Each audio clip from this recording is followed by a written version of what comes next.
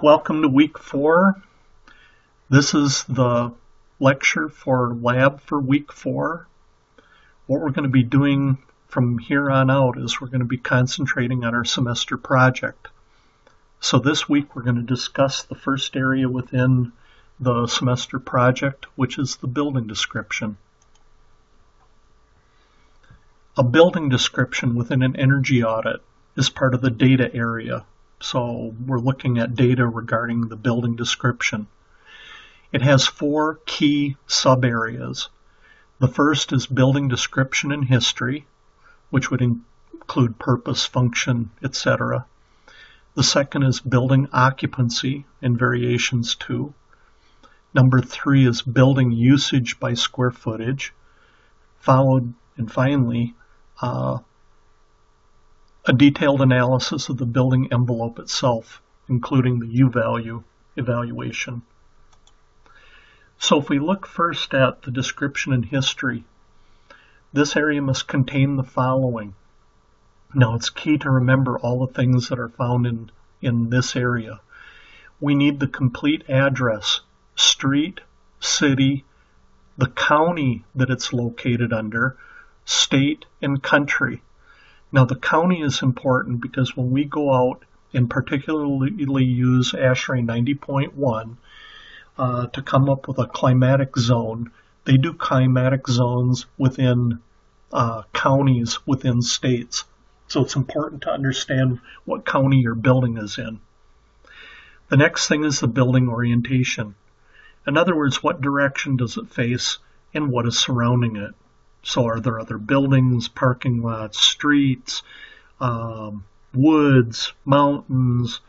Give me a detailed idea of what's happening as far as the general orientation of the building. The next item, building basic construction type. I need to know the number of stories. What shape is the building? It's a wedding cake, it's a square, it's a rectangle, it's L-shaped, H-shaped, 4-story, 5-story, what is it? What's the typical envelope type? In other words, block, steel construction, post style, frame style, what's the basic envelope type? And building construction differences. In other words, part of the building is block, part of it is steel, maybe it's a conglomerate of different types of building constructions because it's been added on to. Maybe part of the building is a pole barn, in the front is an attached office. Are there variations in construction? And then finally, a detail in current building purposes and or functions. What's the building being used for? What kind of functions are inside? A lot of buildings aren't just one function, they're multiple function. So a detailed list of the building should be written down. The next area needs the original construction year as close as possible. Some buildings are so old that we can't come up with one. The original building function. In other words, when they first put up the building, what were they intending to use it for? All major renovations that have happened over time. So the building may have started out with one function, it's now become offices, or it was a factory, and now it's become upscale apartments. Who knows? But we need all major renovations. And then all major changes in function and or purpose. Okay, the building started out apartments, now it's retail, now it's going to go to government office. Anything that you can write down about change in function and purpose. And then finally, the tax classification, if it's known. Do we know that the building or parts of the building have a not-for-profit status, or if they're government owned? Or does one area manufacture something? We need to know this relating back to tax exempt status or partial tax exempt status. So if we look at an example, this would be an example of a building history. This happened, the name of the building happened to be River House Condominiums. It gives the specific address, street name, city, the county that it's in, the construction, when it was finished, and the basic purpose of the building, including details of what's in the building. Gives design and construction detail. And probably the big thing is, whenever possible, if you can add pictures, pictures speak volumes. I mean, right away looking at this gives me a great idea of what kind of building it is, especially the envelope. Looks like some sort of curtain wall, lots of glass, probably steel frame, fairly new, fairly recent.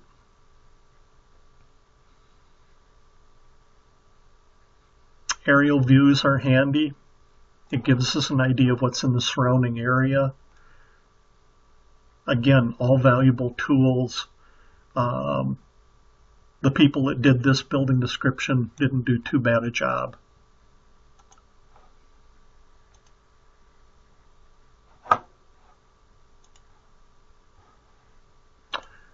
And my lab lecture 4 decided to quit. But we'll pick up.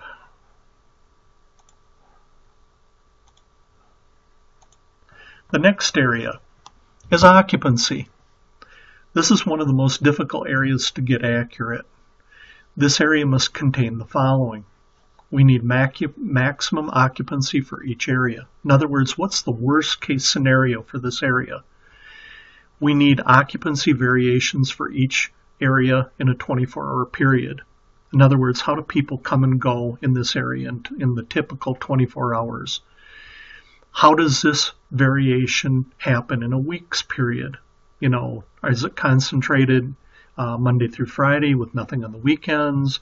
Is it concentrated on the weekends? What happens over a week? How do the occupancy variations for each area over the course of the year? So is it seasonal? Does something happen twice a year, 3 times a year, 4 times a year? So again, we're looking at all these occupancy variations, starting with the worst case scenario. And then the final end, it'd be nice to know just what's a typical occupancy for each area. If we go out and look, building occupancy is based on information estimated occupancy schedule from a set of engineering prints. This is where somebody got an occupancy schedule. They actually went down the list and they took occupants from different areas. This came from a computer program. They actually gave maximum occupants by floor. They put it into a table format. And the only thing that this particular occupancy description in here, it didn't give a lot as far as the detail on occupancy variation. Now, why is occupancy variation important? When we build the load calculation, occupancy is crucial. The coming and going, so we know when potentially people are doing setback to temperatures, when they're using pieces of equipment. So getting a detailed occupancy is crucial. Area 3, building function by square footage. This information ends up a data table or a chart. It shows all the building square footage placed into functional categories, such as how many square feet of the building is office, how many square feet of the building is storage, how much is corridor, how much is stairwell, how much is bathroom. Specialized spaces get their own category. So how much of the building is a pool area or recreation area, how much is production or manufacturing, get their own space.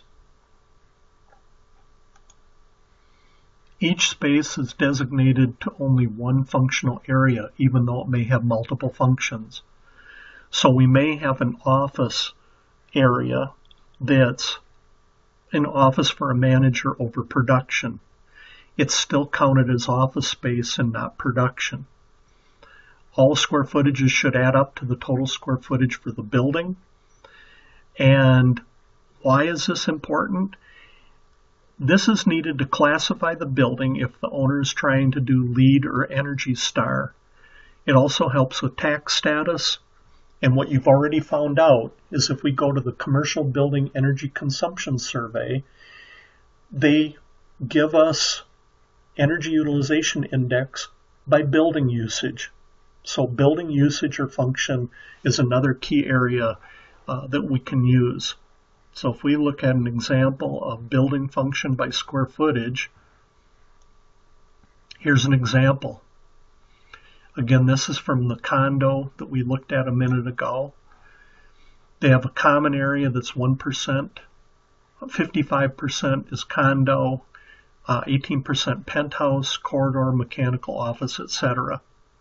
Now, the one thing that should have been done with this particular table is it's much handier if these tables are built in a descending order.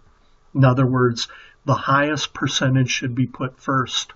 So condo should have been at the top, followed by penthouse, followed by parking, etc. So the customer or building owner can look at that table and instantly get an idea what the major function of their building is.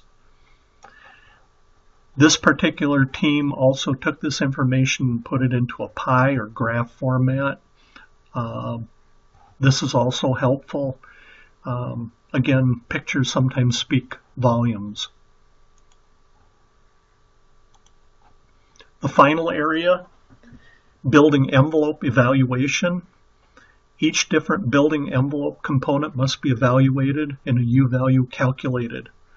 This should include all roof types, all wall types, window types, door types, and floor types.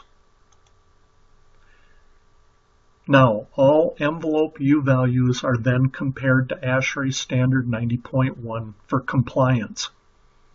Note, we also look at what the local energy code is in compliance with it. Many states are behind in adopting the most current ASHRAE 90.1, so non-compliance would lead to recommendations. So this is the first area where we really start seeing where we can start making some major recommendations. So we take a look at the insulating capability of each of the building component types. In other words, compute a U value. We go to ASHRAE 90.1. We determine if the building component is compliant with 90.1 or not. If it's not, we make a recommendation. A general envelope evaluation is also done. So when we go around and do our walkthrough, we're visually looking for cracks, penetrations, caulk status around windows, doors. We look at entry buffer areas. Are they present and how their status is? Entry buffer areas would be considered foyers, revolving doors, air curtains. We take a look at automatic door closures. How fast do they work? How well are the timing? How well do the door closures actually close the door? Do they stay open? Is there window shading when we look at the windows in the envelope, either interior or exterior? And at the same time, when we're looking at the envelope, we usually stand in a doorway and do a simple pressure test. I call it the tissue paper test or the single ply toilet paper test. If you take a little strip or whatever of toilet paper and stand in a doorway, loading dock door, doorway, hold the tissue paper, you can get an idea of the pressurization of the building. You know, is it slightly pressurized? Is it slightly negative? Is it neutral? You should also note if you happen to be in the prevailing wind at the time that you're doing this. We take a look at this. What we have is somebody went through and identified all the different wall types in this building. They did a detailed breakdown of the different components that made up that building envelope component. They calculated an R value. Then from the total R value, they took the inverse to get the U value. Once they did that, they took each of the different types and put the actual U and R and then compared with the compliant value from ASHRAE and then listed whether there was a pass-fail for those components. Now again, any failed component leads to a recommendation in the recommendation area of the energy audit. Now in Lab 4, you'll be working on 2 of the 4 areas in the building description. What you're going to do is you're going to compile a building function by square footage in a table. Now remember, you have all the space inputs where the function was identified, and you're going to go through and you're going to calculate each of the square footages by function, and then you're also going to calculate the U value for one roof area and compare with ASHRAE 90.1 for compliance. Both these areas that you're going to work on are in an Adobe form like you're used to working on by now. You're going to fill out the form and return to me in the assignment. This is the end of Lab Lecture 4. You can now proceed to Lab 4. Thank you.